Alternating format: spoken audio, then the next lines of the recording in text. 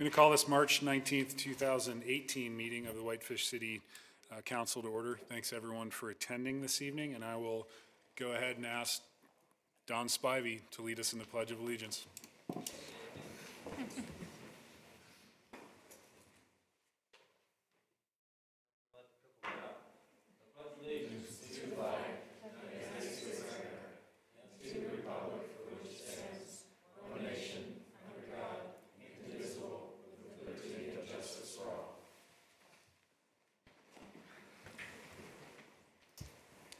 Thank you, Don.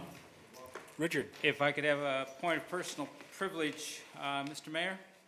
I wish to wish Heidi, our Whitefish pilot editor, a very happy birthday. Happy birthday, Heidi.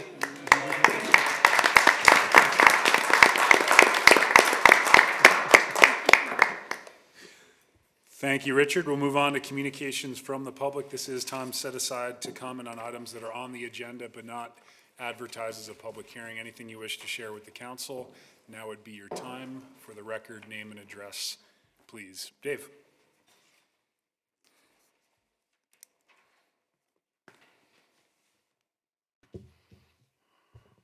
Thank you, Mr. Mayor and City Council. My name is Dave Fern, 211 Dakota Avenue. I'm House District 5 representative for the Montana Legislature, which is Whitefish. I just wanted to give you the briefest of update on an interim committee I serve, which is local government, very appropriate for your work, and just give you a few things going on, and then I will say that I have a meeting Friday morning to talk about some other things, and I'm going to include some of the topics with the city manager. But we are going to be, seems like we're going to move forward on a proposal and legislation that would allow for the establishment of a regional fire authority. And this would just be another option of consolidating services and having a specific oversight board to work with it.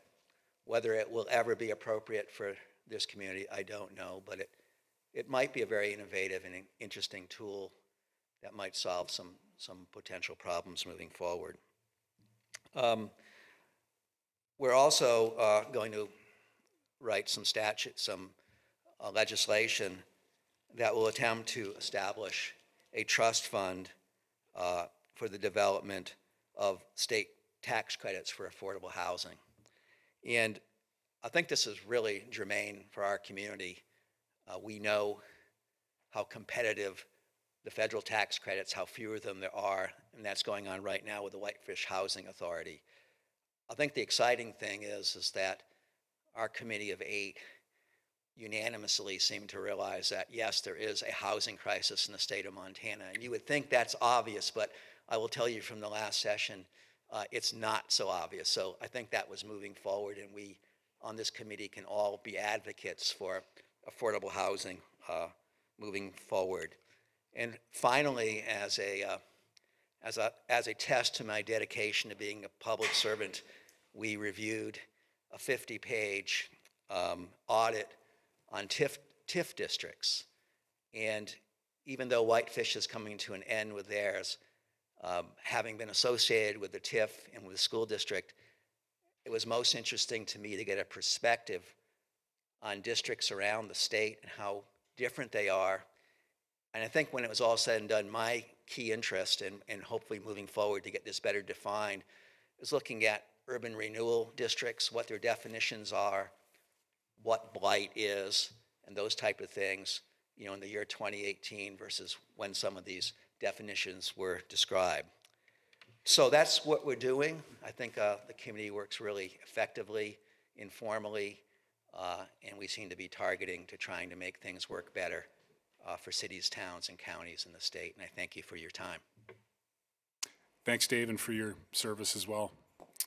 Further public comment tonight? Further communications from the public?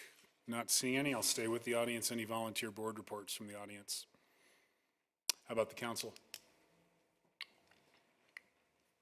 Nothing tonight, Richard? Okay, we'll move right on to... Not till the end. I would just remind folks, the Whitefish Lake Institute is providing or hosting an update to the septic leachate issue on Whitefish Lake. That'll be held, I believe, here in council chambers on Wednesday this week from 10 to 12. So everyone's welcome to attend that meeting. I think it'll be very informative. With that said, we'll move on to our consent agenda. Any changes or additions to the March 5th, 2018 meetings, or can I have a motion? Katie? I move to approve the consent agenda. Is there a second to the motion? I second. Seconded by Ryan. Further discussion on the motion? All those in favor, please raise your hand. Those opposed, like sign, and that motion carries unanimously, which brings us on to our public hearing tonight. We do have 3 public hearings. We will start with item 6A, which is a request by the Reich Family Partnership for a conditional use permit to expand a commercial building at 845 Wisconsin Avenue, the Montana Tap House, Zone WB1, which is our limited business district, and this will be WCUP 18-01. Bailey. Hi, good evening. So the applicant is requesting a conditional use permit to expand a bar restaurant in an existing commercial building at 845 Wisconsin Avenue. This is the old location of the Dire Wolf, and I'm sure everybody's been to the Tap House since it's been operating here for the last couple years. So it was approved for a bar under a previous conditional use permit on February 1st of 2016, and it was for a bar tavern without a restaurant. That required a CUP in the WB1. So they are requesting to construct an 868 square foot addition onto the south side of the existing building to now add an internal restaurant component. The WB1 zoning states that an expansion of a commercial building, if it's over, the total floor area is over 4,000 square feet, that requires a conditional use permit. So it's not the restaurant specific that's requiring it, just the size of the building. So the existing building is currently a little over 6,000 square feet, and with the proposed addition, it would be approximately 7,000, a little over 7,000 square feet. So the site is currently accessed from Wisconsin Avenue, and that will not be modified with the condition, and they are proposing some additional parking spaces. So the subject property is not quite an acre, it's 0.887 acres in size. It's surrounded by commercial uses, it's all commercially zoned WB1. It is also zone WB1, that's our limited business district, and it is designated as neighborhood commercial in our growth policy, which does correspond to the WB1. We did mail a notice to the adjacent landowners within 150 feet. We placed a legal in the paper, notified advisory agencies. I've had no comments on the proposal either before planning board or after planning board. So just hitting a couple of the highlights of the criteria. So the proposed use does comply with our growth policy designation since it is zone WB1 and that complies with the neighborhood commercial. The setbacks in the WB1 are 20 feet off the front and then no setbacks on either the side or rear property line since it is abutting additional commercial districts. They are proposing a setback of approximately 3 feet, almost 4 feet, 3 feet 11 inches on the southern property line where the addition is going, but that will still maintain a 5-foot separation between the Alpine Market, the laundromat that's on that side. So there still will be a 5-foot separation between the two of them. The parking for the existing building is located at the rear of the property. So the building would be approximately 65 feet away from the rear property line. Any changes into the footprint would require coming into compliance with our code, so they are currently doing that. There are currently parking spaces located in the front of the building that are outside of the front setback, which is compliant with our parking standards. The previous CUP required 46 parking spaces. The addition requires an additional one additional parking space for the retail and 2 parking spaces for the restaurant expansion. And they're currently showing 50 spaces, so they are in excess of what they'd be required to have. Maximum height is 35 feet. It appears that they will comply with our height requirements, and all these things would be looked at the time of building permit as well. So the fire marshal will review the plan to ensure all emergency standards are being met. Traffic would circulate off of Wisconsin Avenue through the existing 2-way approaches. They actually have 2 of them that's there. None of the access is proposing to be changed with the plan. Open space is not required for the proposed use. The WB1 doesn't actually include a maximum lot coverage, so that's something that would allow full build out of the property. No additional fencing or screening is required. Landscaping is required for commercial uses. With the size of the property, the requirement is 8% of the developed area, which is approximately 2,500 square feet. They currently have existing landscaping that's around 6,400 square feet. So they are in excess of their landscaping, so no further landscaping is going to be required. The property is served by sewer and water, and that is adequate to serve the site currently. I do have a requirement or a proposed condition that they do talk to the city's Public Works Department just to determine if stormwater is adequate. They are already over their 5,000 square foot threshold, and it doesn't appear that the addition would require them to come in with an engineered plan. But I did want them to at least have that discussion and have something from the Public Works Department saying that they're good to go for that. No traffic impact study is required. And the hours of operation will not change from their current standards. So staff recommended approval of the conditional use permit subject to 12 conditions. The Whitefish Planning Board met on February 15th and heard the request. No public spoke at the meeting, and I did attach the draft minutes to your packet as well. Following the hearing, the Planning Board did vote unanimously to recommend approval to the City Council. And I'd just like to make a note of the two kind of specific conditions. One is condition number 7. That's the stormwater condition and talking to Public Works. And then number 9 is that they do require architectural review committee since it is an addition to an existing commercial building. So those are the two specific ones. And I'm happy to answer questions. I know the applicant's representative is here as well tonight. So. Thanks, Bailey. We'll start with Frank. Bailey, talk to me about the 5-foot separation between the buildings. I mean, given what I'm looking at here, a 5-foot separation, I'd be fine with 0. But Yeah. a 5-foot separation is almost like inviting problems. Am I missing something? Well, so the 5 feet is a typical building code setback. The closer you get together, just the more fire requirements. Like you can build 0 to 0. Right. So it's just, I mean, they don't have to. They could build up to the property line. It's just something they're proposing to. Maybe I wasn't articulate enough. 5 feet is again, what I know about 5-foot spaces between buildings that are 2 stories tall is they get closed in pretty quickly. Snow, other kinds of things. Are we inviting, is there a way to deal with the problems that are going to be created as a result of that space being so small? I don't know. I mean, I guess it's not a requirement that we have that they do that. They could do an addition to bigger. I mean, maybe the applicant might be able to give a better idea of why they specifically chose that distance between them. Because again, I don't know. I see your point. I mean, how do we keep snow, mowing, weeds, Just a little thing.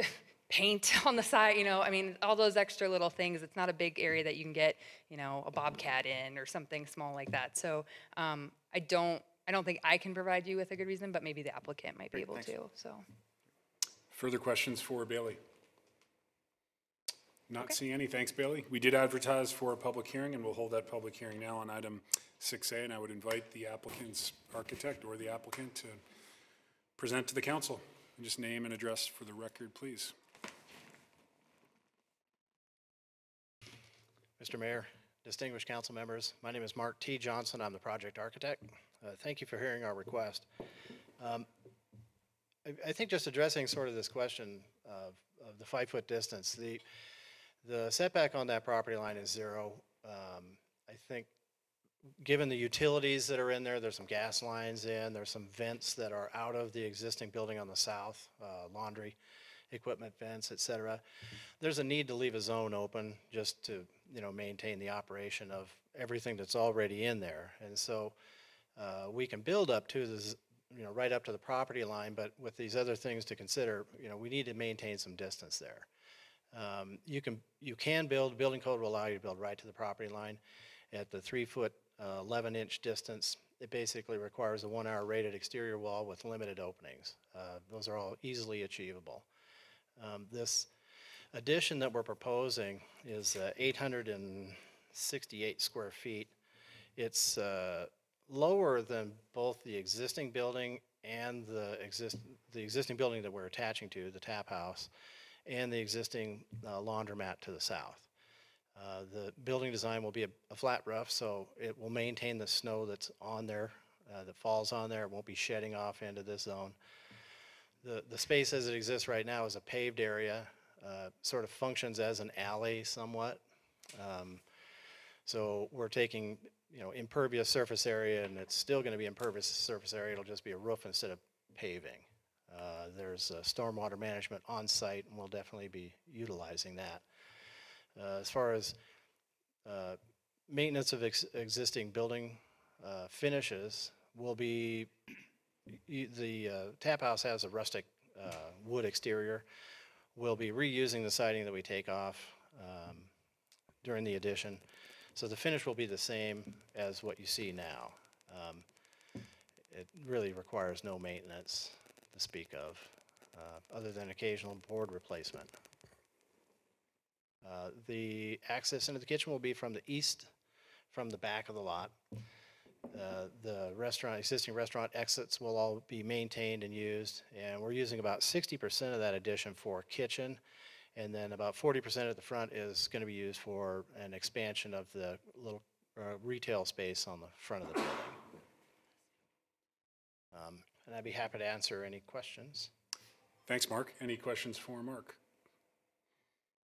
Not seeing any. Thanks very much. Thank you. Is there any public testimony this evening on this item? Any public testimony? Go ahead and close the public hearing and turn it back to the council for a motion. Richard. I'll move to approve WCUP 18-01, the findings of fact in the staff report, and the 12 conditions of approval as recommended by the Whitefish Planning Board on February 15th, 2018. Is there a second to the motion? I'll second. Seconded by Councilor Williams. Further discussion? At Planning Board, it sounded good, and it sounds good today, so that's why. Well, from my perspective, it's been a great revitalization of that space since the Dire Wolf shut down years ago. And as someone who lives on that side of the viaduct and my business is only 3 blocks to the south, it's certainly been a welcome addition to the north side of Whitefish. So thanks for that, and good luck with the project. All those in favor of the motion, please raise your hand. Those opposed, like sign, and that carries unanimously. Thanks.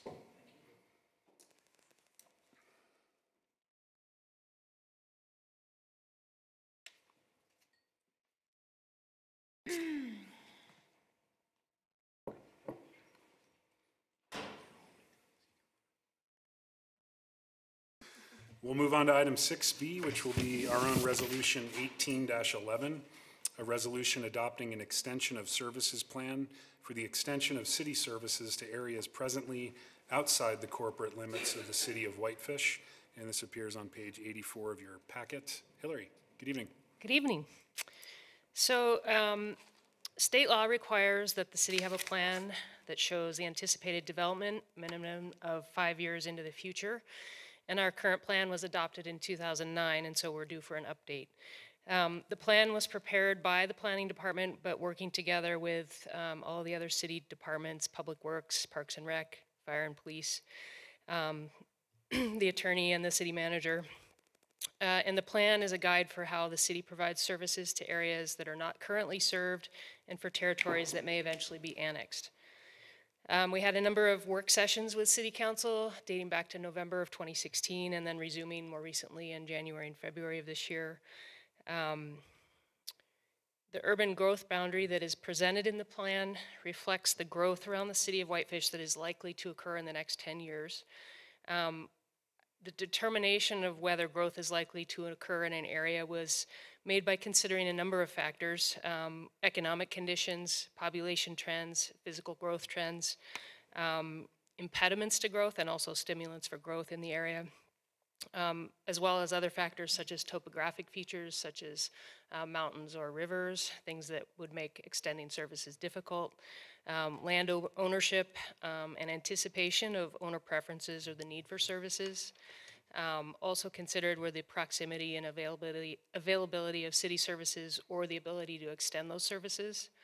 And then as well, the existing zoning and the growth policy future land use designations were considered. So in the current draft before you, the proposed changes from the 2009 urban growth boundary include adding areas bordering the Big Mountain Sewer District, adding areas in the Reservoir Road area where the city water main is already installed in the city water reservoir, adding some residential areas on the south side of Beaver Bay, and then adding some small private parcels west of the Lion Mountain Loop Road and adjacent to state land.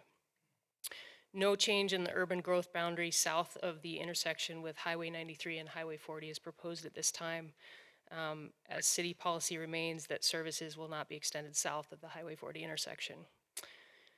The availability of the draft plan was public noticed in the Whitefish pilot, as well as a notice was provided to advisory agencies and other interested parties. Copies of the draft plan were posted on the city website. And as of March 12th, when we finalized the council packet for you, we had no comments. I think you all received an email with comments on Sunday evening. I'm not sure if you've had a chance to look at those comments. I was in training all day today myself, and so I've had a chance to look at them since 5. But I'd be happy to go through and discuss those comments if you like, however you want to handle it. So the extension of services plan was evaluated based on whether it meets the requirements of state law, which calls for a plan for the extension of services that provides a long-range plan, a minimum of 5 years into the future, for the extension of services and acquisition of properties outside the corporate limits. So we have a plan that provides for extending police and fire protection, garbage collection, streets and street maintenance services to areas with potential to be annexed in the next 10 years. It provides for future extension of streets, water mains, sewer lines, and other utility services. The method of financing those extension of services is set forth in the plan. The plan clearly states that the entire municipality shares the tax burden for the extended services, and it provides specific steps for the transfer of services from the county to the municipality if necessary. So the finding is that the extension of services plan is a long-range plan for the extension of services and the acquisition of properties outside the city of Whitefish limits, and it meets the requirements of Montana Code Annotated 724732, the contents of plan for extension of services. For this reason, staff recommends the City Council approve staff report and findings of fact and adopt the 2018 extension of services plan. Thanks, Hillary. Any questions for Hillary on her staff report? Richard? Just one. On page 175, at the top of the page in that very first paragraph, it says, is that where I wanted to be? No. I want to be on page 113 in the first paragraph. It talks about the wastewater or the stormwater retention ponds. Okay. And it says there are 18 outfalls. Who covers the other 11 outfalls or retention ponds? Whose responsibility are those? So I think probably Public Works could answer that the best. Okay.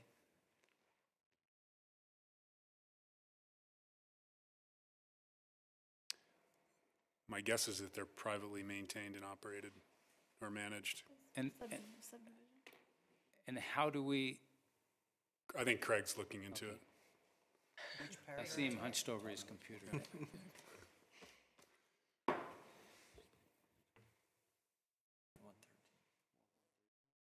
First paragraph on Page 113. 113 at the top of the page.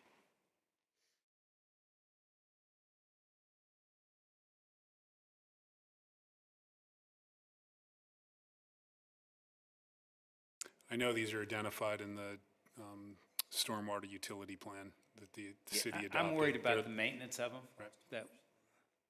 How we assure the maintenance of them. I figured as much, but. And Craig, But we can move on and come back to it later. Okay. I won't attempt to answer that. Yeah, those, it's referring to the, pardon me, may I? Sure. The other ponds are privately maintained specifically for subdivisions that have private stormwater management plans. And how do we assure their maintenance? Or do we? Well, they will need to have a stormwater management plan that has an HOA or another suitable means, an LLC or some type of corporation that has the ability to maintain them. And so of those other facilities, there are approved stormwater management plans that do have those types of regulatory authority to essentially to bill their homeowners or their residents for the maintenance.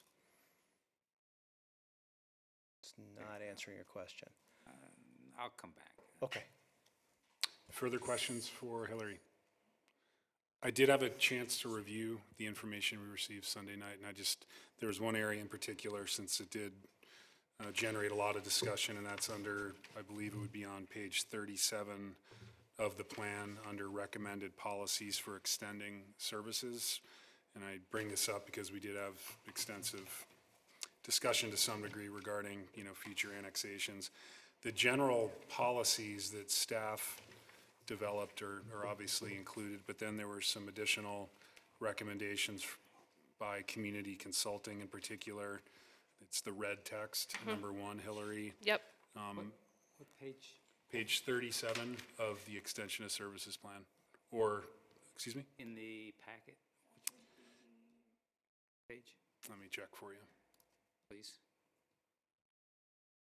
No, it's not the packet page, it's Oh, it's in the red line. page 37 of the the red actual line, red right. line version of the Got it. EOS. All right. And I just wanted staff's opinion on whether or not including the language articulated under item 1 would be warranted, helpful.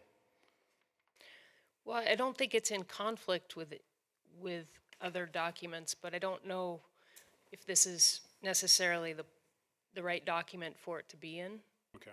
But I don't think it hurts anything, and I don't know if Dave has a different take on that. Do you know which one he's talking about?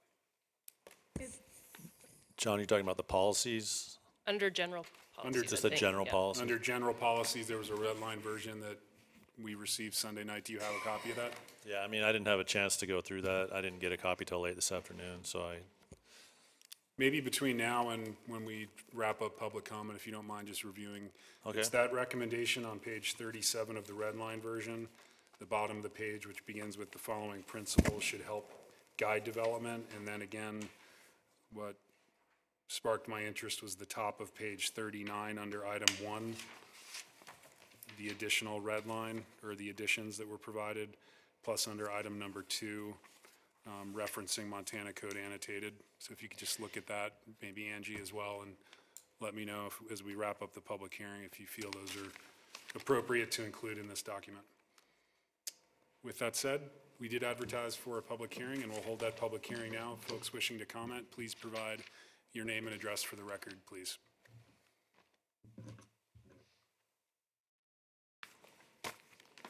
Mary.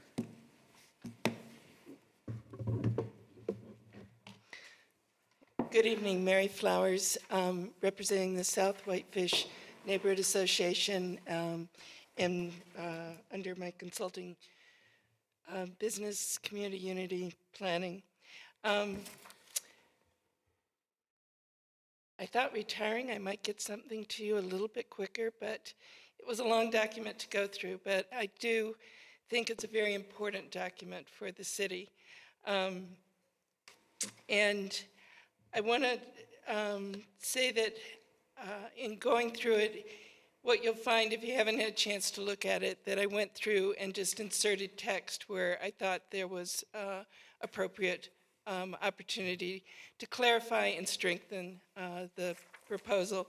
Everything from suggesting that, like on page 7, there's a history of the annexation that has happened over the last couple of decades, and the staff recommended taking it out, and I just thought, for new council people, for people like myself, that history was really interesting, and so I think something like that's valuable to retain.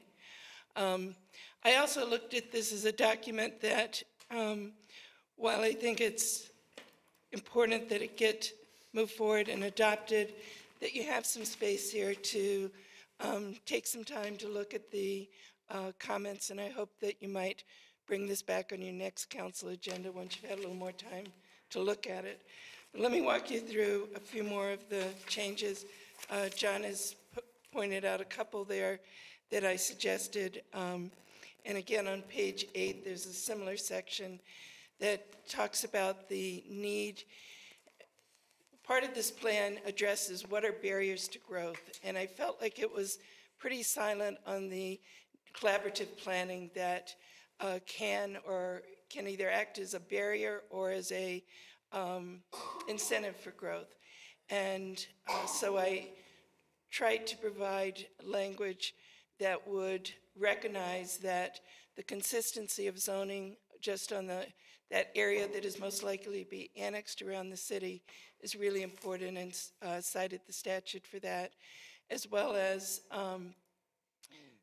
the need to be more clear about what services need to be provided when the county approves that.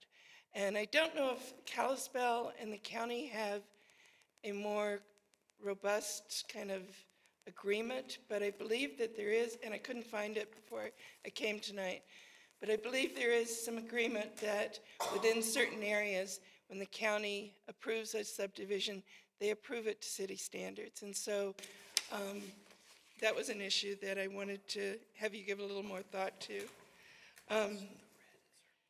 On page 17, and again, all of this is in the red line version where I made my comments, which becomes, the pages get a little off from the red line version because I've added some text, but I wanted to insert there was a reference there to high-density multifamily housing being the appropriate housing for the South Whitefish Highway 93 corridor. And what I did is I went back to the housing strategic plan and actually inserted text from that plan and that talked about the type of housing and diversity of housing that is needed. So again, it's right from your plan, but it just incorporates that. And I think you've heard me say before that I think we really need, as you adopt these plans, to make sure that they kind of cross-populate each other so that there's consistency between plans. So that was my recommendation. The infill policy is another issue in your growth policy. Right now, you have an infill policy that has been critical. In the 2011 and 2014 updates, it was recommended that it be retained until you put in place zoning that would address more of the conservation needs for our rural lands. And it is also a policy that I believe in looking at the statutes requires that the planning staff doesn't simply say this policy is changed, but that it goes through a process because it would be a significant change to your growth policy to remove that. So it should come to you. So rather than delete that infill policy from this, I'm encouraging you to keep it. There were some other minor things. There was a statement in there that Stoltz was looking at land development and had historically looked at residential development, which I thought wasn't still current, so I inserted text about the two easements, both the one here and the one in Columbia Falls, or closer to Columbia Falls, both of which I think represent the pattern of development that Stoltz is supporting at this point, and it needs to be recognized, I think, and highlighted in here. I had questions about sump pumps, and in particular, just because in working with the, I'm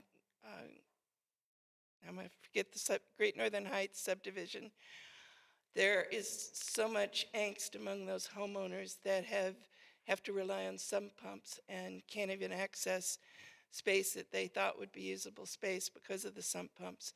And it was unclear to me in this policy if the city wants to discourage that use, and I think it's just an important issue to flesh out that I made some suggestions on, but I certainly don't have the expertise to make a recommendation. I also thought it was important to include some reference to firewise standards because building in the fire interface, wildland interface, is an important growth issue with your extension of services. And so I pulled some language, and I have to remember what document it was in right now. I'd have to go back to my notes, but it was from one of your city documents and just suggested. Also, with the climate action plan coming up and the growth policies emphasis of concurrency for provision of services, sustainability and concurrency were not concepts included in this plan. I thought they needed to be referenced. Because it came up on another discussion with the Wisconsin plan that years ago, Turner Askew raised the issue that, you know, there had been look at how can we create a second access to Big Mountain. And I can remember those days of that talk, but it's been kind of long silent. I didn't know if that was a topic that you just wanted to at least reference as something that might be deserving of future comment. Under the trails portion, I didn't see any discussion of maintenance of trails, and I thought that was important to include in this plan. The principles that John referenced, I thought provided, and again, all of these comments, nothing's earth-shattering, nothing's, I think, super controversial, but I think it provides a stronger, clearer representation of the city's intent in the framework in which you're operating as a city expands services.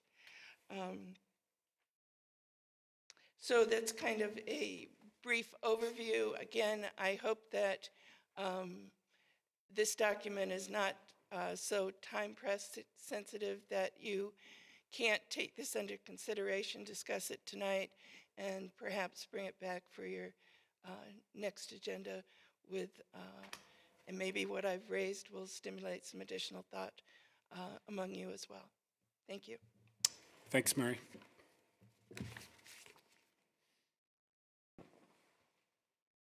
Dick.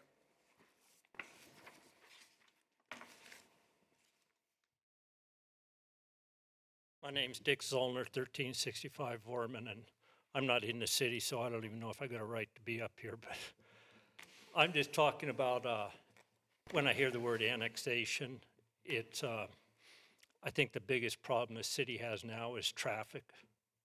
And to me, you start thinking about annexing more land and more cars, and then you guys get behind the 8 ball.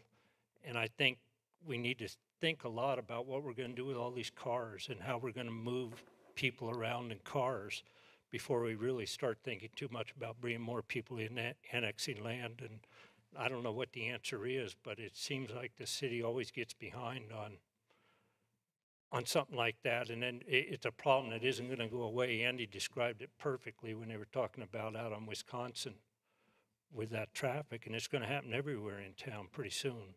So that's all I got to say. Thanks. Thanks, Dick. Who's next? Further public testimony on this item? Not seeing any, I'll go ahead and close the public hearing and turn it back to council for a motion or discussion. Richard. I'd like a brief discussion, if I might, because I think Mary brought up several points, and as I've gone through this whole thing earlier today, I'm wondering if we have two options. One, if we approve it tonight, can we go back and make some quick amendments based on further review, or can we postpone a decision and allow Public Works to take a look at it with an eye to the suggestions, which are fairly minor, but I think might have some import to us, and then bring it back at the next council meeting. Those are just some thoughts that I have about it. I don't know how anybody else might feel. Frank. Richard, I guess I would concur. I'd like to have some time to look at these things a little bit more. And and I don't know that we're on any particular time crunch at this point. Are we to get this thing approved? I mean, I guess the right answer is just for somebody to make a motion to table this or postpone it till a date certain. and then see if that goes anyplace. Before that motion's made, I think staff's had a few minutes at least to review some of the recommendations. Is there anything compelling, some of the information I brought up or that you reviewed that would warrant postponing to the next meeting? I mean, I think we would like the time to go through the comments and talk about them as staff and, look at the ones that we think, I think there's some things that have some merit in there that we would certainly consider adding. And Okay. And would we you just have, haven't really had a chance to go over them, so. understand, would you have that time in the next 2 weeks that we can get this on the April 2nd meeting? You might want to do the second meeting in April. 16th? Okay, 16th. So if there is a motion, if we could have that reflect April 16th. I'll move to postpone a decision on resolution, do we give it a number now, or, no? The extension of services plan for review and a decision on April 16. Is there a second to the motion? I'll second. Seconded by Councilor Sweeney. Further discussion? Michelle, did you have a comment? Does he need to state that it needs to stay as a public hearing? You need to state that it needs to stay as a public hearing, and whether you're keeping the public comment open or close it. To your discretion. Well, since there wasn't just a whole, we can keep it open. It wasn't as if there was a wave of public comment that this engendered. It's your call. No, keep it open. So the public hearing will remain open as part of the motion. Is that okay with the second? Sure. So, okay with the second? Further discussion on the motion? All those in favor, please raise your hand. Those opposed, like sign, and that carries unanimously. Thanks, Hillary. We will move on to what will be our own ordinance 18-9, an ordinance amending zoning regulations in Whitefish City Code Title 11, Chapter 2, Zoning District, Article S, WPUD Planned Unit Development District, to clarify the maximum average density where a PUD overlays more than one underlying zone, and several other issues, I may add. And this will be on a first reading. Dave. Good evening. So on September 18th, you guys postponed taking action on this particular item.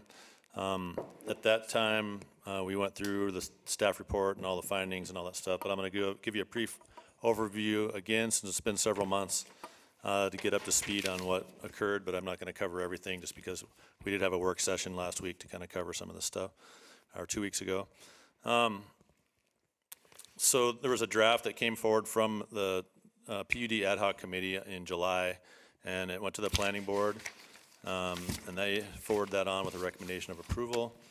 The city council, we had a hearing on August 21st, and you guys continued that to September 18th.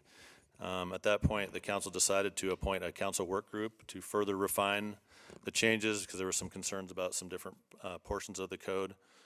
So I'll kind of cover some of those changes, and then just kind of an overview. So as you may know, a planned unit development is a zoning overlay district. It's a zone type that enables a developer of a property to apply to alter certain standards such as lot size, width, building height, in exchange for providing some community benefits such as affordable housing, trails, greater environmental protections. There's also a provision currently in the code that allows greater densities if affordable housing is provided as part of a project. There were some concerns that were raised over time due to the practice of density blending between different zoning districts that might have different allowed densities. It's a practice that the city and the county have used for many, many years, but our code didn't specifically call out how that density was averaged or calculated. And so there was some challenges that came up about how we could do that when it wasn't talked about in the code. The council put a moratorium on density blending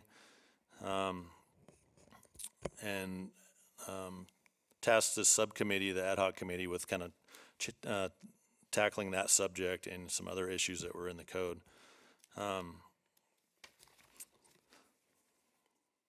So that subcommittee, the PUD committee, spent about a year going through the PUD chapter item by item. And there was a lot of suggestions made. They brought in a bunch of different people, experts, to kind of get some input into that. And while there wasn't complete consensus on every change, for the most part, the committee recommended approval to that.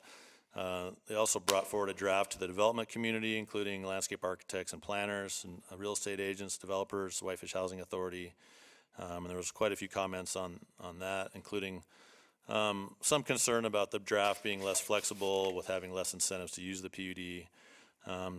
The ad hoc committee did make some changes to that, and then brought more stuff back to the council at a workshop which we held on May 18th of last year. We also got some input from Melanie Reese, who's the affordable housing consultant, and made some additional changes. So as far as the council working group changes that were made, kind of go through those really quickly. In the purpose and intent chapter of the code at the beginning, the current code has a benefits section. That was removed from the beginning of that and moved to the back of the document under approval criteria, which we feel like really strengthens the document so the council has better tools to approve or deny a PUD. Every applicant will need to now show how they meet those 11 approval criteria prior to adoption, which gives the PUD more of an outcome-based goal rather than input, which provides more flexibility. There was some changes that were made that kind of increased predictability. I'll kind of go over some of that stuff, but the PUD types and permitted uses is kind of the major change and probably the most controversial section. Right now, the PUD chapter has 2 types of PUDs, residential and non-residential, and the type that you apply for is based on the outcome. If you're providing residential units, it's a residential PUD. If it's a commercial or industrial PUD, it's non-residential, pretty cut and dry. The ad hoc committee wished to be a little more specific in how or where PUDs could be applied. And so they broke it down into 4 PUD types: residential, commercial, industrial, and mixed use. And then each of those types had a list of exclusive zones which identified where one of those types could be applied for. With the council work group draft, those 4 types were retained, but they did have some small but significant changes from the ad hoc committee's draft. With the council work group, it was modified a little bit more, so because in the ad hoc committee draft there was a little bit of a confusion over a commercial versus a residential type and whether residential uses were allowed in a commercial PUD and vice versa. And so the work group kind of went through that and further refined that. They kept most of the language which identified which zones were appropriate for various types. And so with the residential PUD, it could be applied for in residential zones as well as commercial zones without any commercial component, like a mixed use, kind of similar to the current code. That did kind of bring up some questions from some of the members of the ad hoc committee because there was a lot of concern about the B2 corridor and how commercial uses and residential uses, because the zoning does overlap in many places on certain properties. They have both zoning districts, and some of the low-density residential abuts the commercial zones, which allow a higher residential component, higher density. And so the ad hoc committee kind of went through that, and they felt like it was important to allow that flexibility so that a PUD could overlay multiple zones, but they added some additional language in there that would make sure that commercial uses couldn't spread into the residential areas, and then beefed up that section in the approval criteria that talks about the character and qualities of existing neighborhoods must be preserved and protected. And proposed PUDs are to be integrated into the existing neighborhood in terms of scale, quality, character, and street continuity. And then when in the judgment of the council such integration is not possible, practical, will otherwise not produce desired outcomes for the existing neighborhood, effective buffering and transitions must be provided by the proposed development. And so the work group felt like that language in there was enough protection to make sure that projects would be compatible with neighborhoods, even though some density might be able to be blended back and forth between the different districts like it is currently. One other thing that came up was the conditional use section. Had some concerns. Our current practice, if there's a conditional use that someone wants to propose, we allow them, as long as they ask for it, to be included in the PUD without having to get a separate conditional use permit. We added some additional language that you can apply for permitted uses and any other use which is harmoniously incorporated, including conditional uses, as long as you lay them out ahead of time. And then if you don't ask for a conditional use, you'd have to come back later with the CUP application, but that just clarifies that practice. One other thing that was changed, currently the PUD code allows up to 10% commercial in a residential PUD, 15% if it has affordable housing. Example might be a small coffee shop or a market as part of a large residential development, so that people wouldn't have to drive into town to get their services, but they could walk or ride their bicycles to get those kinds of daily items. The ad hoc committee draft changed that so the PUD would be limited to 10 acres or more to have that, and then it would only be a 5% commercial component. The council working group draft removed any allowance for any commercial use, as they felt like Whitefish was small enough that commercial services wouldn't be that far away. So that was kind of a significant change. With the mixed-use PUD, that allows some flexibility in creating mixed commercial and residential use environments. It's primarily allowed in commercial zoning districts. With the ad hoc committee draft, that use was allowed in high-density residential zones and resort residential zones where they abutted non-residential zoning, or on major arterials where the zoning already allowed professional offices. The ad hoc committee talked about that and chose to remove the option to have it be in high-density residential zones. However, it would be allowed where there was commercial zoning that the PUD might also include some residential zoning adjacent to it as an overall development. Again, some additional language was added in there. It says where zoning is both residential and non-residential, the amount of land dedicated to any non-residential component shall be generally consistent with and give due consideration to the location and extent of the non-residential zoning. And again, that would sort of prohibit commercial uses from proliferating into areas that were predominantly residential prior to the PUD. Gives a little bit of flexibility so that the line might be a little bit fuzzy, but. And then commercial PUDs were slightly modified, and then it goes back to how it is right now, which a commercial PUD being for commercial uses only. And again, that language was added in about the conditional uses. On the density bonus section, the working group draft keeps things kind of the way they are in the code, providing for a density bonus with affordable housing.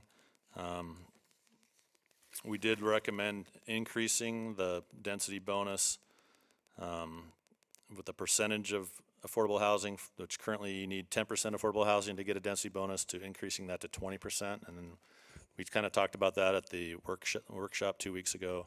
We added that language in there. You guys can certainly change that back if you wish. But we felt like 20%, which is more consistent with the strategic housing plan.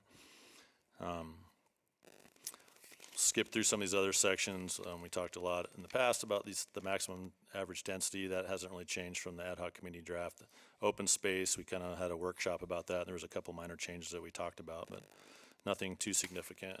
The main change is in the approval, which I mentioned earlier, where the benefits were moved to the back and it became approval criteria with a whole new section that added about reasonable conditions that the council can place on a PUD.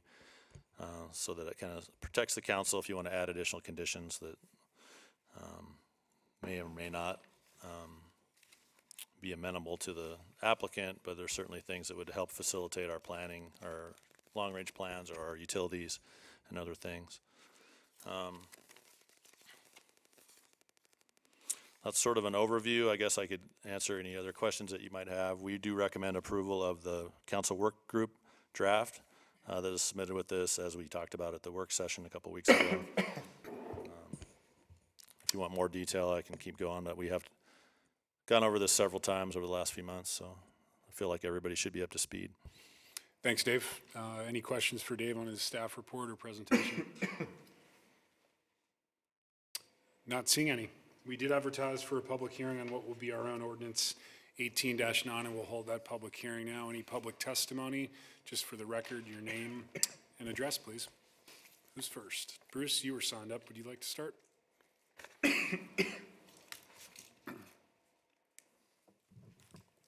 Good evening, Mayor and Council. Bruce Booty, 301 Second Street. And I'd like to say that just generally, I'm in favor of this draft.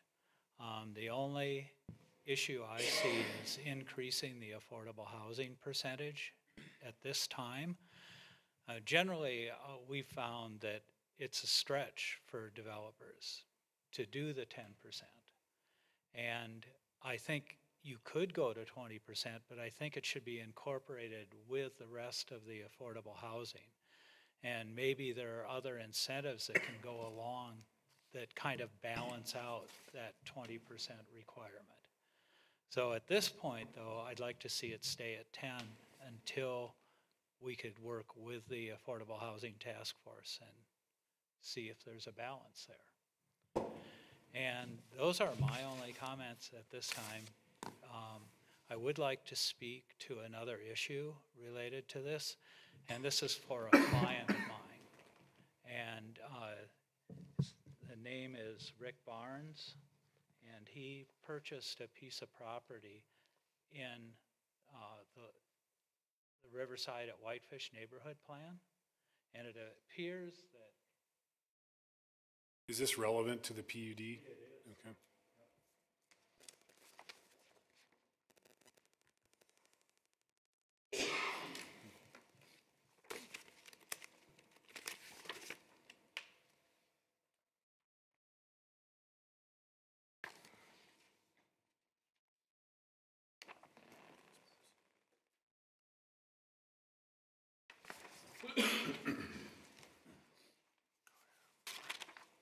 So this piece of property was included in the Riverside at Whitefish PUD, and it was in the what's known as the Riverside Senior Living Center portion of the project, which was a 32-acre portion of it. And in that designation, this parcel that Rick Barnes has purchased is a 2.5-acre parcel, and it was designated as the 10%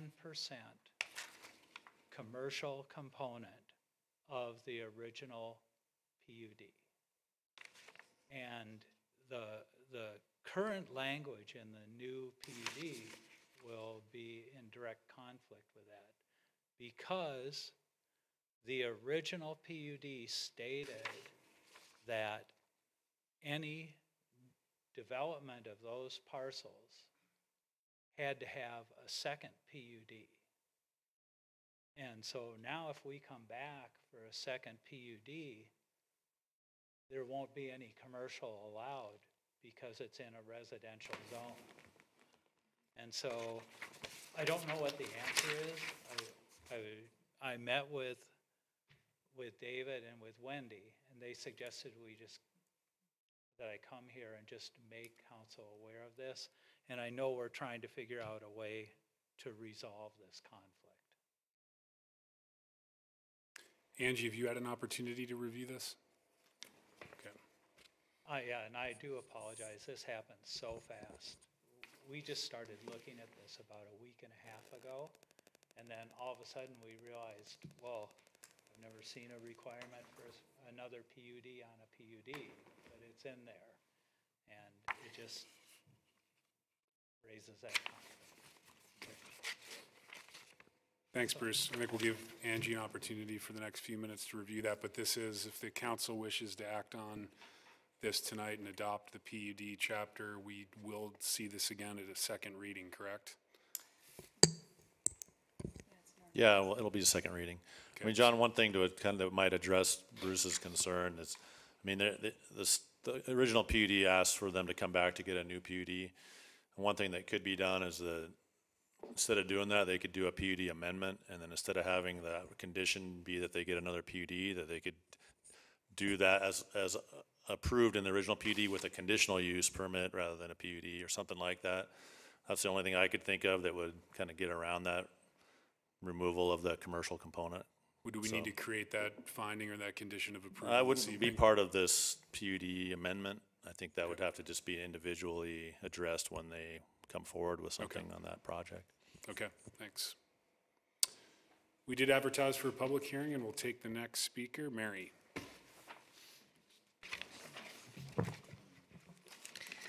So good evening again, Mary Flowers, P.O. Box 3094, Kalispell.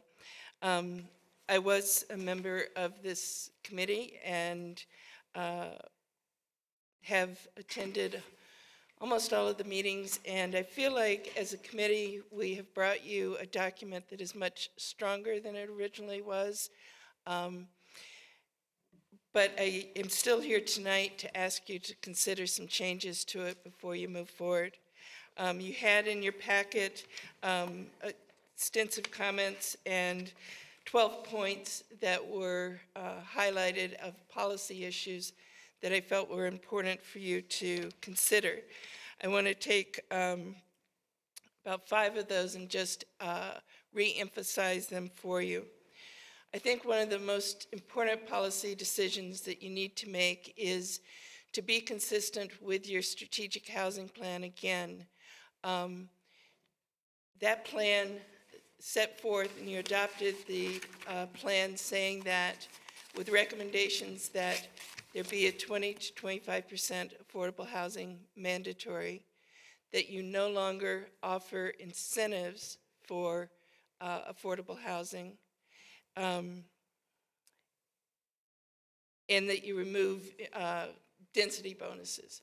So the current density bonuses in this PUD have been there historically, but you are really moving forward to put in place mandatory inclusionary zoning for affordable housing. So I think rather than adopt this plan with that component now is the time to step back and just pull that component out of the plan. It would mean essentially stripping out all of the affordable housing language in this, but it also means that we're not giving 50% bonus density and getting a handful of units in exchange for that. I understand and would support Dave's recommendation if you choose not to strip this out for a 20% requirement. But I think at some point you just have to start making those tough decisions, and I think this is one where this PUD statute is really an important tool for the city because developers can use this for variances. Smaller lots, narrow streets, lots of variances from the zoning standards that allow them to be more flexible, more creative in their zoning. So if you strip out this incentive for affordable housing and the incredible density bonuses that are essentially a giveaway, I think you kind of close the door on this kind of speculative development that I think we'll see over the next 6 months, proposals coming in trying to get under the wire with a lower density long-term PUD. Then rather than right now taking the leadership and removing this. The second point I want to make is that if you should choose to keep this density bonus in there, I think it's really important that you put a sunset clause in there so that you can easily trigger removal, and whether that's 6 months or a year, I think you need to have something that allows you to pull back from this in an effective manner without having to go to be consistent with your housing plan.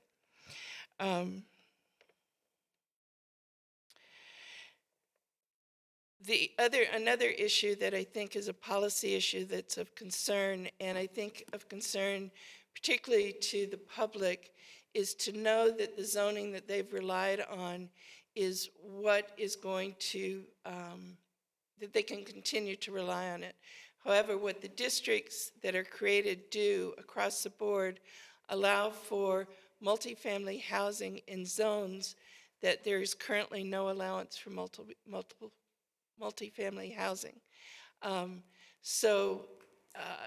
I previously and in your packet was a chart that showed you which zones allow multifamily housing by right, by conditional use or by right.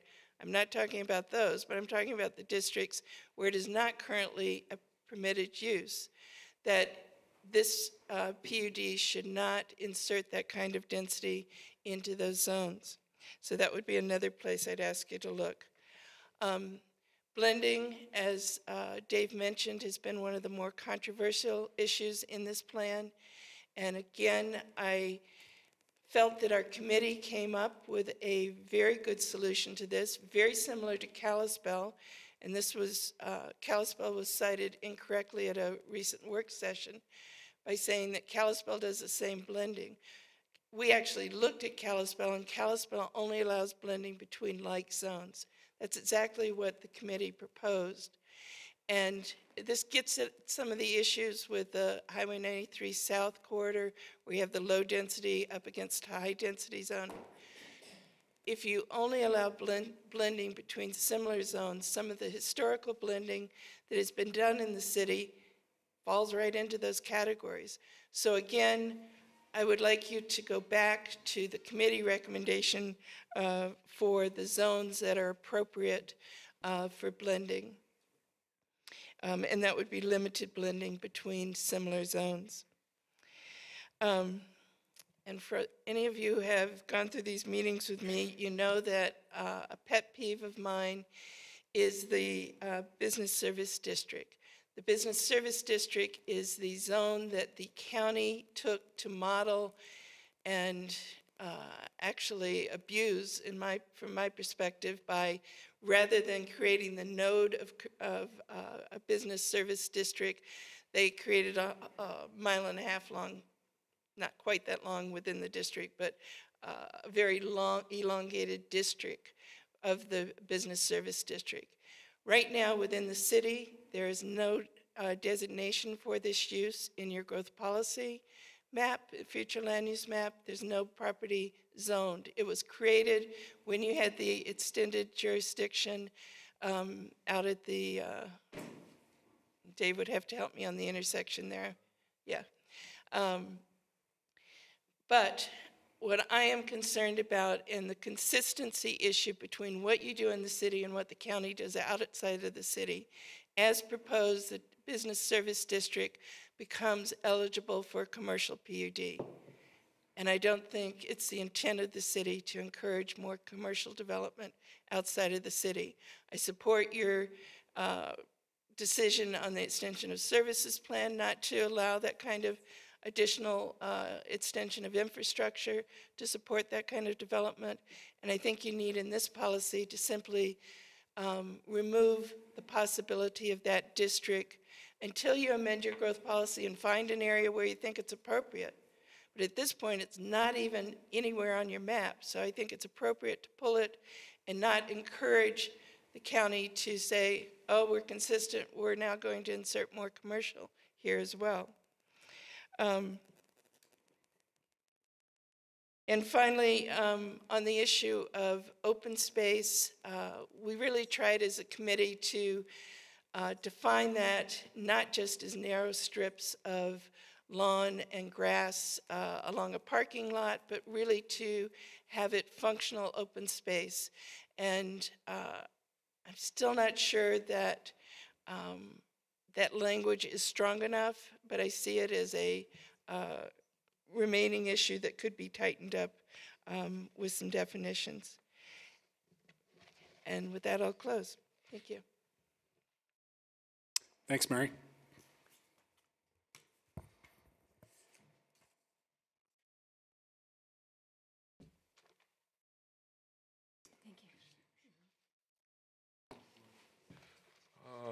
Mr. Mayor and council members, I am David Hunt, 113 Parknell Lane, and I was also a member of the ad hoc PUD rewrite committee. As Mary mentioned, one of the things that we tried to do was to create PUD types, modeled in some respect after Flathead County, Kalispell, Bozeman, and many other communities that separated commercial from residential PUDs. So now rather than maintain that separation of commercial zones for blending, the work group revision permits a residential PUD in all zones except the WB4 and 2 industrial zones. In the recent few years prior to that moratorium, you saw a lot of issues with PUDs when developers were proposing blending in commercial zones and residential zones, with a typical outcry from residents when densities got to be many multiples of those in adjacent neighborhoods. Given that much more of that development's likely to occur along 93, where WB2 abuts residential zones, this just seems like an unnecessary step back from the ad hoc committee's proposal. In the staff report on page 170, you see some examples of PUDs where blending had been used before.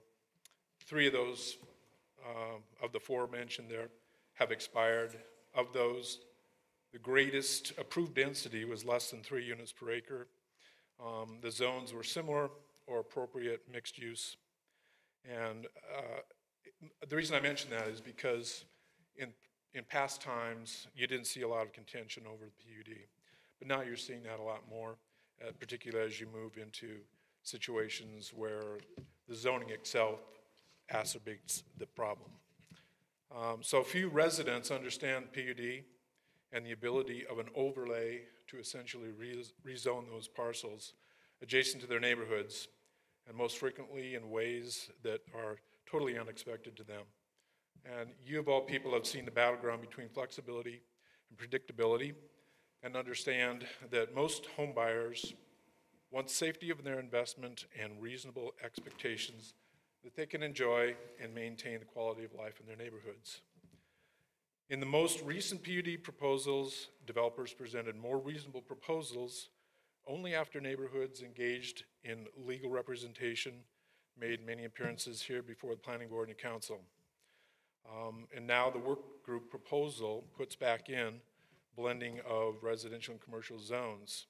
I know we've got beefed up approval criteria. I think that's a real plus in this code.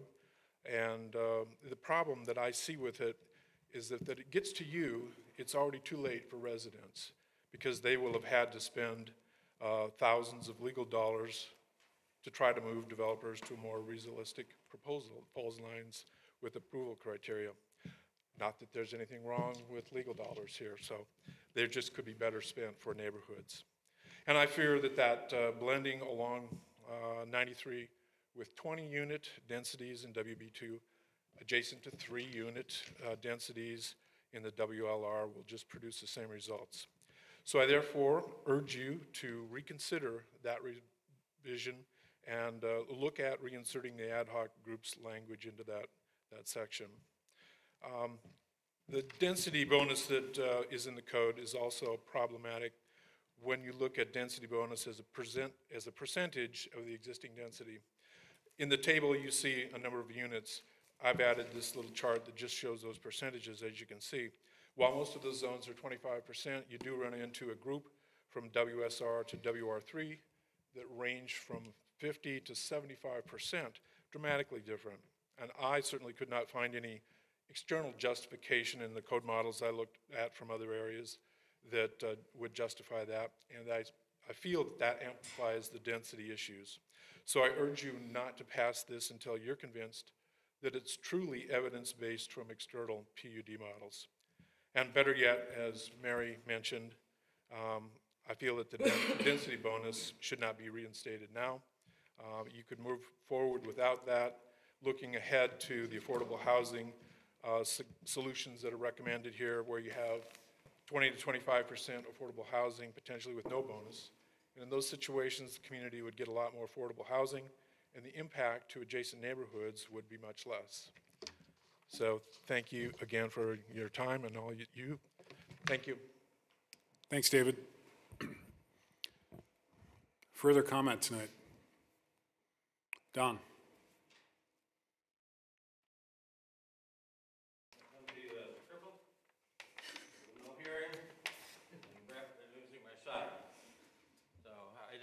much of what went on this evening, but I have read what Mary and David have said, and I pretty much concur with them. I think I also was on the original ad hoc committee and processed through all of the things that we did, and, and I think one of the main things that has happened in this last version is we've kind of moved away from the underlying zones being an important part of the consideration in the PUD. We did that intentionally because it was the only way we could find a way to provide predictability and protection for the homeowners in the underlying zones. And that was the whole trigger mechanism for this process way back in the beginning when David and I convinced you guys to do this study. So I'd like to see it go back to that kind of a structure away from the way it has been rewritten. On the subject of affordable housing, remember, I should remind, we have a new member on the board, the council rather, and I should finish for the introduction process. I no longer live at Park No Lane. I live at 9 Shoreview Court in Whitefish.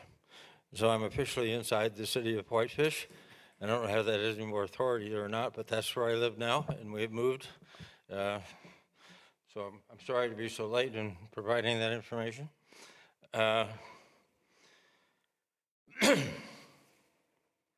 On the subject of affordable housing, I've been involved in that a little bit on a secondary basis for many years when my wife was the chairman of the Housing Authority, and then of course subsequent to that, and I've always felt from the very beginning the only way you're going to get a lot of affordable housing in this town is to mandate it all the time, because if you don't do that, you're just going to dribble it like we're doing now. Even with this revised form, you really aren't going to get much affordable housing out of the PUD process because it's not a mandatory requirement, it's an optional requirement.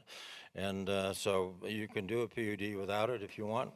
And so my recommendation would be with affordable housing, either go to, as Mary suggested, and jerk the whole section out and let them come back again when the study is completed and with their recommendations. I endorse their recommendations on making it mandatory, and I endorse their thought process that suggests 20% is a better number than 10%. So I would say that one thing you could, two options, the one that Mary proposed, or you could simply make, in the PUD, you could make affordable housing mandatory for all PUDs at 20%, and take advantage of the density bonuses which are available, which by the way are very generous density bonuses, which I'm sure you're aware of, and I think that would be a significant advance as well. So I'm going to go back to my crippled state, sit down, try to hear the rest of the meeting, but I don't hear any of it really. I didn't hear much of anything that went on. Once in a while I can understand something, but that leaves me sort of floating in limbo. And that, of course, is the reason why I had to stop playing in this game, because I wasn't able to hear everything that was said. But thank you all for listening, and I'll see you soon, I hope, if I still am around now that I'm 87. See ya. Thanks for coming, Don. It's always good to see you. And thanks for the comments. Further public testimony on this item? Further comments? Not seeing any, I'll close the public hearing and turn it back to the council for motion or discussion. Richard. I'd like to come back to Dave, if I could, Mr. Mayor, for a couple of questions. Mary brought up about the BSD and the possibility of removing the BSD from consideration. Can you speak to me Yeah, I about mean, that's that something just a that little bit? came up multiple times at the ad hoc committee, and the committee voted to keep it in. We talked about it at the council work group. You know, it's a zone that we have on the books. Right now, we don't have any. If there's ever a point where, you know, we end up annexing some portions of the county that's outside of our city limits, it may be within our zone again, within our city limits again. You know, the reason why we kept it in there is we felt like we should always allow an opportunity for a PUD in every zone because we get a public benefit out of it. Currently, we don't have it on the books right now. There's, you know, some other zones that aren't very don't proliferate very well in the city, but they could come in the future. But at the end of the day, yeah, we decided that it was best to leave that in there so that it could develop as a PUD as an option if we were to have it within the city. All right. Can you speak to multifamily in zones where it's not currently permitted? Yeah, I mean, planned unit developments from the beginning of any jurisdiction around the country, one of the things that it encourages is the clustering of density to provide more open space. Our PUD, requires a 30% open space, and one of the ways you get open space is that you allow for higher densities, duplexes, triplexes, multifamily, which then frees up more room for open space. And so all PUDs require a mix or encourage a mix of housing types, including multifamily.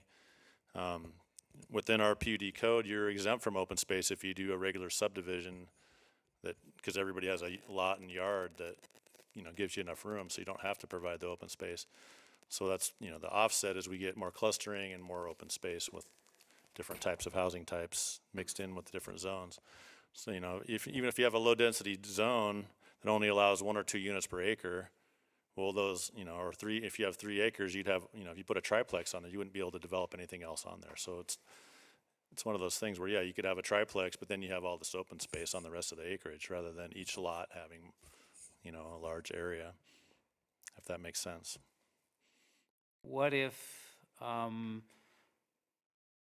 you had the WR4, less than an acre currently as proposed, as I understand it, that would be your discretion to approve the PUD? Yeah, that's one of the changes that we made. There was some concern that, because currently if someone has less than an acre, they have to come to the council and ask, can I apply for here's my idea, can I apply for a PUD? Which puts you in a position of sort of making a decision on a PUD before it's fully been vetted out and fully gone through the process and gone to the planning board and the neighbors have been noticed. Previous attorney, Mary Van Buskirk and Angie both had some issues with that and felt like it would be better if staff was able to say, okay, you're pretty close to what the requirement is and it looks like you're providing some kind of public benefit. Go ahead and apply and we'll see where it goes, rather than them having to approach you and ask specifically if they can apply, which is how we've interpreted that in the past. And so we just made some language change there that would be the zoning administrator's discretion. Okay. Am I correct that we've only had 2, maybe just 1, utilization of a density bonus? I think, Bruce might remember more projects than I do. There's been several that have used it with affordable housing over the years, but some of those projects went away because of No, but I mean, how many were completed? How many? Well, the recession took a big bite out of a lot of those projects, as far as the ones that we had that had been approved, but then the final plat expired because just the recession hit and there was nothing that went forward. So I'm trying to point my finger to one that's recently utilized the density bonus. Well, I think those 6 units. Yeah, the Whitefish Crossing was but they got a little bit of a density bonus, but they also asked for a height variance, and then we also had the MK project that's provided affordable housing, and they utilized the density bonus. That was the one that's behind the Marriott down along the river. So those 2 recent ones utilized that and provided affordable housing. Okay. Those are the questions I have before we get further along. Thanks.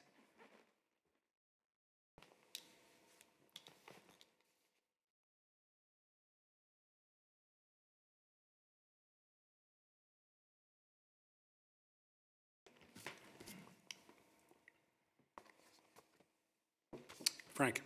David, just for purposes of explanation, I think something getting lost here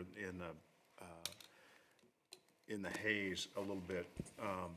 To the extent we allow blending of zones and densities, I want to be clear here that, at least the way I understand what we have done, we have not allowed for commercial PUDs or properties that have both commercial and residential classifications or zoning and a PUD is being proposed on that facility, the commercial uses and the PUD portion that is commercial cannot encroach upon and is not designed to be encroaching upon the residential portions of those properties. So that you're not going to end up with a blending under current scenarios, under this current plan, as I understand it, where if you have a commercial piece of property and a residential piece of property and you create a PUD of mixed use, the commercial does not bleed onto the residential area. That's not allowed. Correct, David? That's correct. I mean, it does state that, you know, it generally has to follow the boundaries. And one other aspect of that is, as far as the density goes, if there is a commercial component of that site, you cannot count the acreage where the commercial uses are. You have to create, if there's going to be residential on that commercial, then you can count that as part of your acreage. But if there's commercial uses, that's exempt from the acreage consideration. And so you can't double dip, have your commercial, and then carry a bunch of that density under the other part of the project. So. And then with respect to the density bonuses, to in fact take advantage of a density bonus, even when you're providing affordable housing at whatever rate we might decide is appropriate under these circumstances, you still have to meet in terms of blending, in terms of accommodation to surrounding neighborhoods, in terms of buffering. You still have to accommodate those things before you're entitled to any density bonus. Is that correct? Well, yeah, in order to be approved as a PUD, you have to, I mean, all those approval criteria have to be met as far as transitioning and providing buffering to adjacent neighborhoods and trying to make it as compatible as possible. And so that even if somebody were to do that and say, okay, I'm going to provide so many affordable units and I'm entitled to a 50% density bonus, if they can't otherwise with that density bonus meet the other criteria in terms of blending and fit, they wouldn't be entitled to that amount of a density, a bonus, correct? Yeah, I mean, it would be the discretion of the council to approve it, but obviously we're gonna, you know, look at the overall site and how it's laid out and how it's buffered and all that stuff to get a good product at the end of the day that you guys would be willing to approve. Okay. Is it,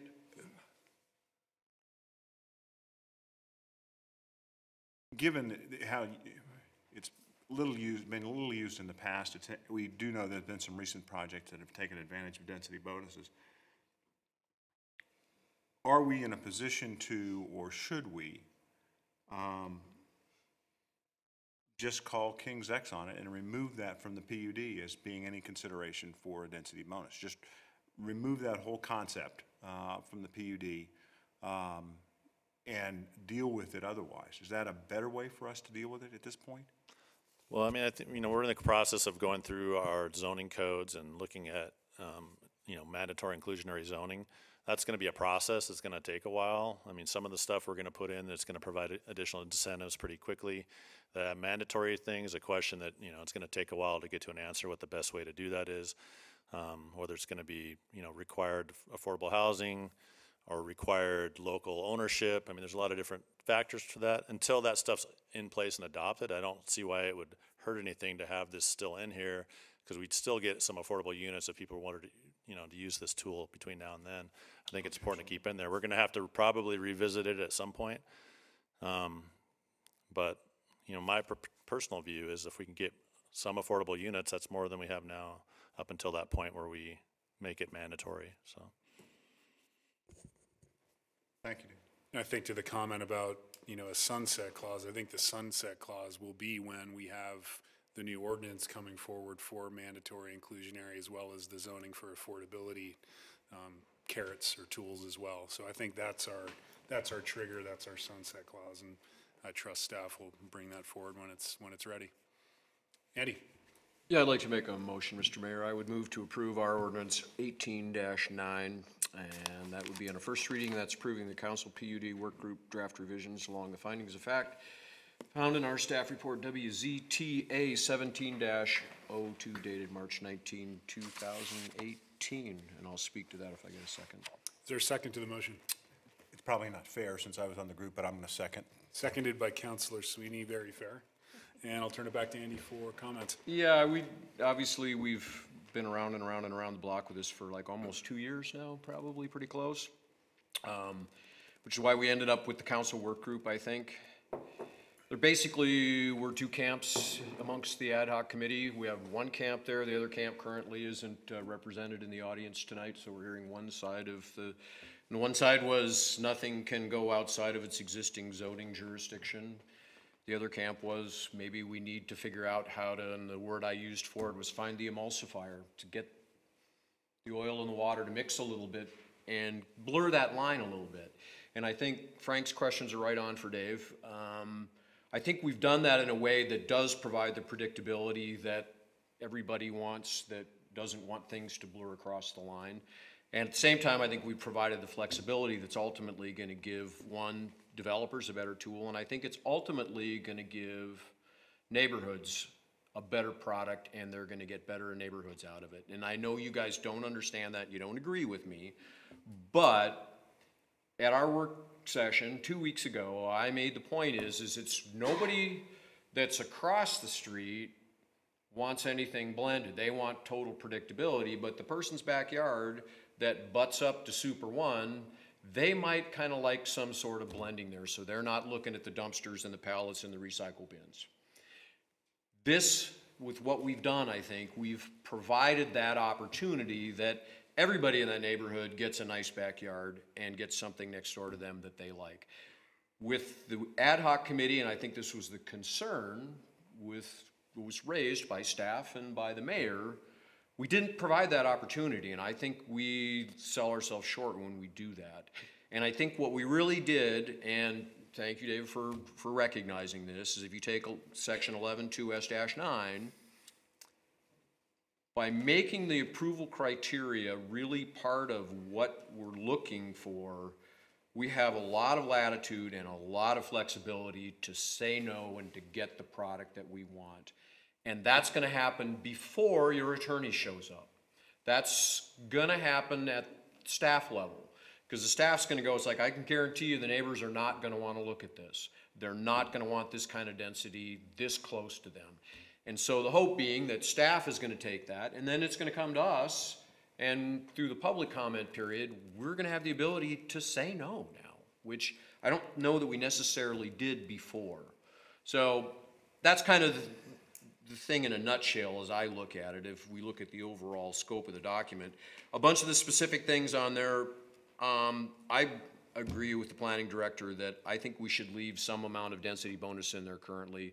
We are gonna have a sunset. We probably are going to move in the direction of inclusionary zoning, but that's not gonna be next month. It's not gonna be 6 months from now. I'm pretty much just knowing, it took us 2 years to do this. I don't think we're gonna have inclusionary zoning in 3 weeks. So if we, and I would be in favor of putting it to 20%. I think Bruce says like, well, you know, no people have a hard time with 10%, but who knows, maybe they'll like 20%. But we might get something. We're gonna guarantee that we get nothing if we completely strip it out of there. We're guaranteed it. Nobody's gonna have a density bonus, so we're not gonna get any affordable housing out of it. And Dave's right, if we get 6 units or 5 units, that's better than the ones that we're not getting. So I would be in favor of leaving, and I'm flexible on the 10 to 20%. Somebody can amend any way direction they want. But I think it would be foolish of us to pull it out right now. I understand Mary's argument, but we will pull it out, and we're gonna have a lot of changes throughout our zoning code and throughout everything that we do if we do include inclusionary zoning, and that's gonna take a little time. So that's my comments. Thanks, Andy. Further discussion, Richard. I'd offer a friendly amendment, just to make sure, if I might. Please. Under the draft on page 181, 11.2S3, item B, the draft, before I make a friendly amendment, has 20% affordable. Is that correct? That's correct. So I don't need to have a friendly amendment, so we get the 20%. Okay.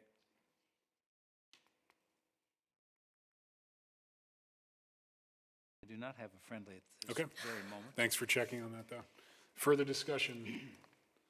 All those in favor of the motion, please raise your hand, and those opposed, like sign, and that motion carries unanimously. Michelle? You guys want to take a few minute break? We'll recess till 8:50.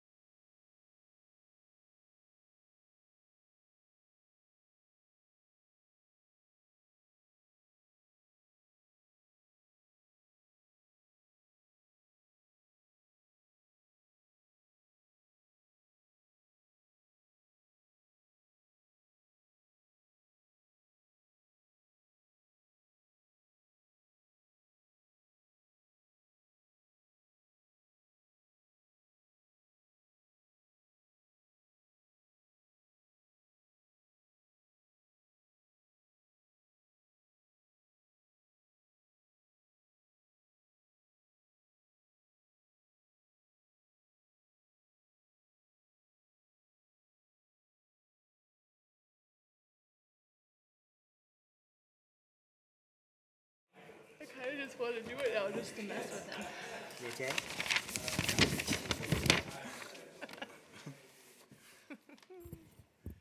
Do I do that? Make a joke about this. Okay. That's funny.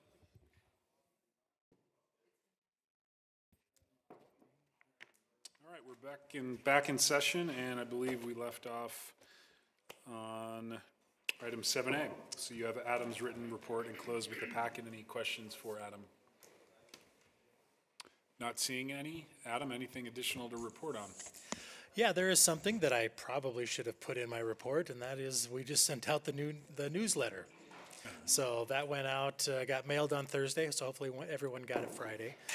In talking with Town Printer, they said that when people receive things like this on a Friday, you have higher readership than if you send it out any other day. So that's kind of the reason, so we'll continue to mail them out on a Thursday. But anyway, so far I'm getting some good feedback. I think it looks great. I think the readability is there. I think everything that we had hoped for coming out of it is there. Not that we can't make some positive changes moving forward as well, but for our first one, I thought we did really, really well. Agreed. You guys did a great job. Thanks very much. I've heard nothing but great feedback from folks, both in the city and outside. Apparently, it's outside the city, too. I don't know where they're getting their copy, but they appreciated it as well.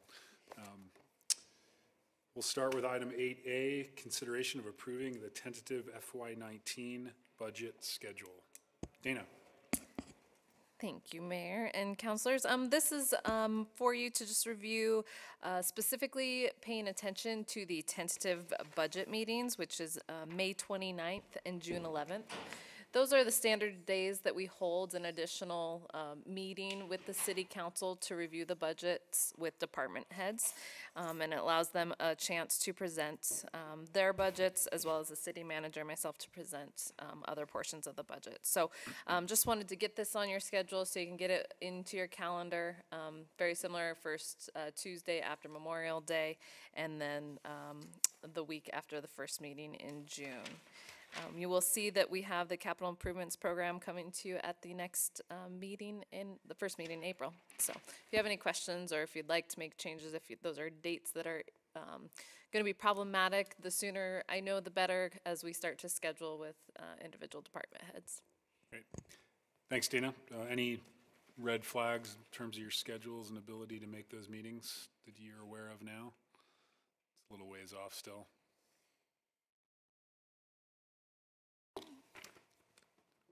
We'll proceed. Item 8B, I will go ahead and motion to appoint Kate Berry to the Whitefish Housing Authority as a resident of the Housing Authority. There's 2 positions available. She will fill one, and that will just need to be ratified by a showing of hands from the council. And that's unanimous. Thanks to Kate Berry for volunteering. We'll start with councilor comments tonight, and Richard. Just briefly, there was a climate action seminar today in Missoula, and it started off with 3 principal speakers talking about programs. It led off with Whitefish's climate action plan draft and a discussion of what's there and what we've been doing, followed by the Salish Kootenai tribe and their climate action plan. And the third speaker represented the city of Missoula.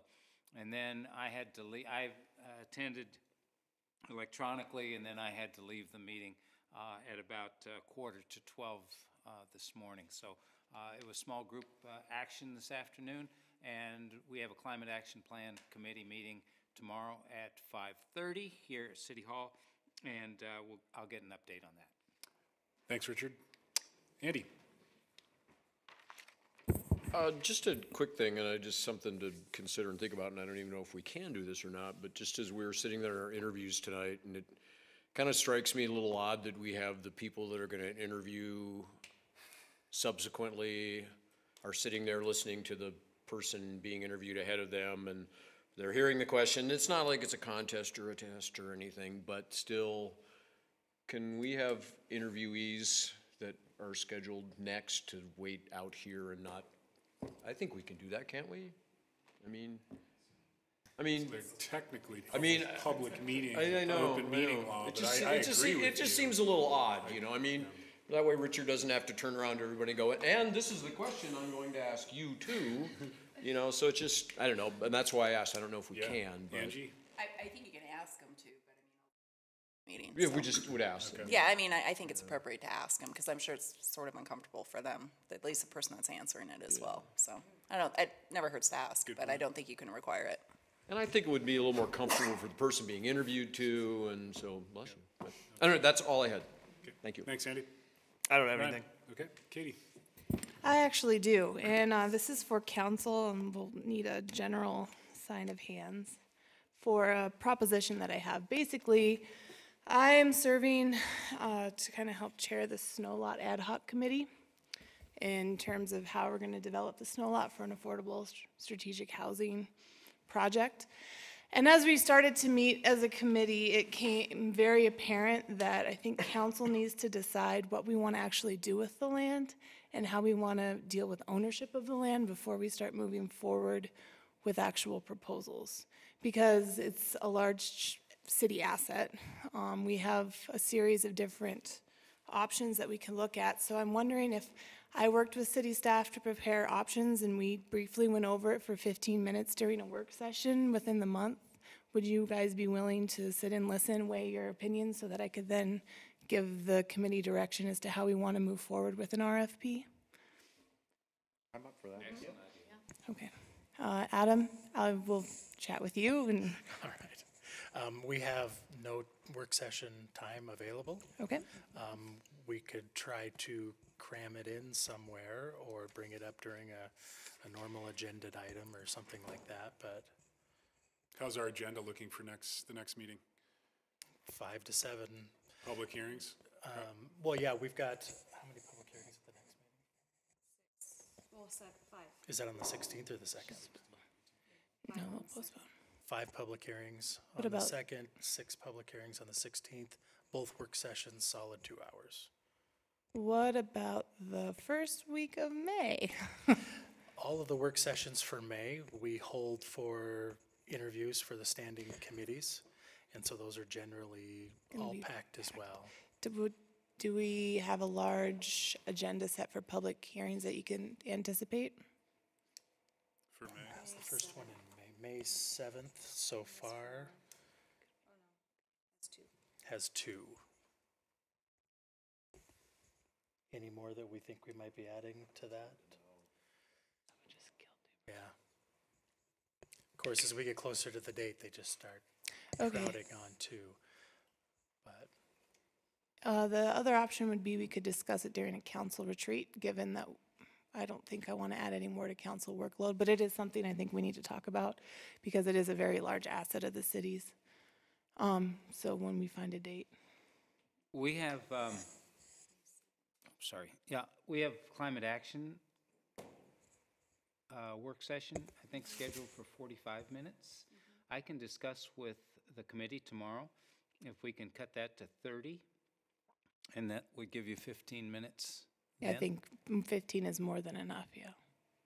Want to do that? I'll bring that up at the. Let's just go ahead and plan on that. We've already been introduced to the climate action plan on 2 different occasions in work session.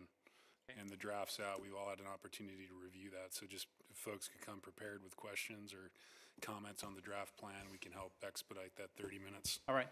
If that's okay with you. I You gotta can check make the with- executive decision. What do you think I am, chairman of that committee? Yeah, you can do it.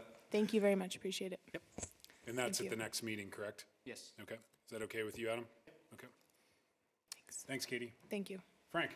Nothing this evening, thanks. Melissa? I was just going to let people know, I believe there's a meeting at the school below the Performing Arts Center about school safety tomorrow evening at 7 p.m. So if people want to, I believe there's somebody presenting results about maybe some studies or research that was done about the issue. And so if people are interested, just want to make people aware. So tomorrow at 7 p.m. Great. Thanks, Melissa.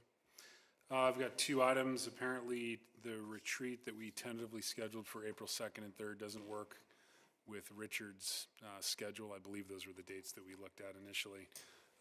Do folks have their calendars with them tonight, at least?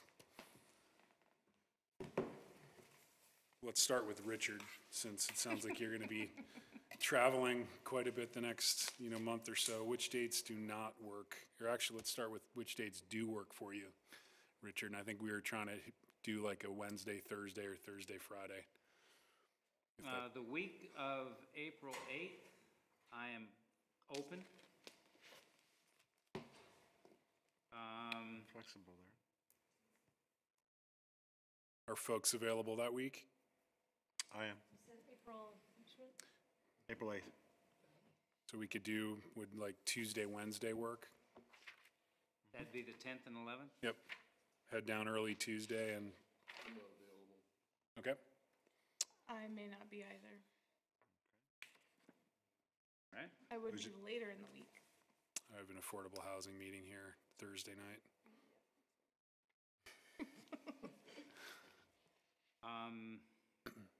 April 23, 24, 25.